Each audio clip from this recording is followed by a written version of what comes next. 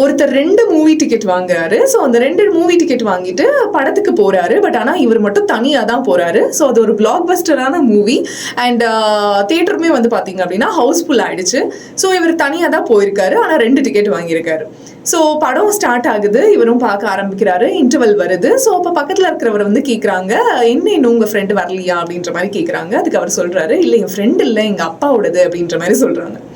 So படம் மறுபடியும் interval முடிஞ்சு படம் ஸ்டார்ட் ஆகுது. படம் பார்க்குறாரு. ஃபுல் படம் பார்த்து முடிச்சாச்சு.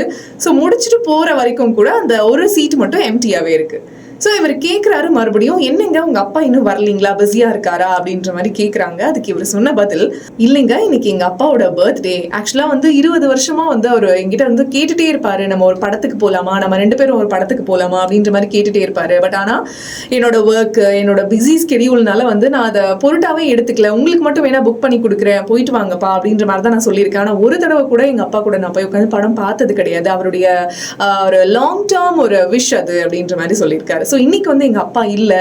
ஸோ இன்னைக்கு எங்கள் அப்பாவோட பர்த்டே. ஸோ வருஷம் எங்கள் அப்பாவோட பர்த்டே அப்போ நான் 2 மூவி டிக்கெட் வாங்கிட்டு வருவேன். ஒன்று வந்து நான் உட்காந்து பார்ப்பேன். ஸோ இன்னொன்று வந்து எங்கள் அப்பா என் பக்கத்தில் உட்காந்து பார்க்குற மாதிரி ஃபீல் பண்ணுவேன் அப்படின்ற மாதிரி சொல்லியிருக்காரு. ஸோ நம்ம யூஸ்வலாகவே லைஃப்பில் வந்து நம்ம கூட ஒருத்தவங்க இருக்காங்க அப்படின்னும் போது, நம்ம கூட இருக்கும் போது அவங்கள நம்ம வேல்யூ பண்ணுறதே இல்லை. நம்மளை விட்டு போனதுக்கு அப்புறமா தான் அவங்களோட வேல்யூ என்ன அப்படின்றதே நம்ம ரியலைஸ் பண்ணுறோம்ல. ஸோ ரொம்ப ஒரு ஹார்டான ஒரு உண்மை தான்.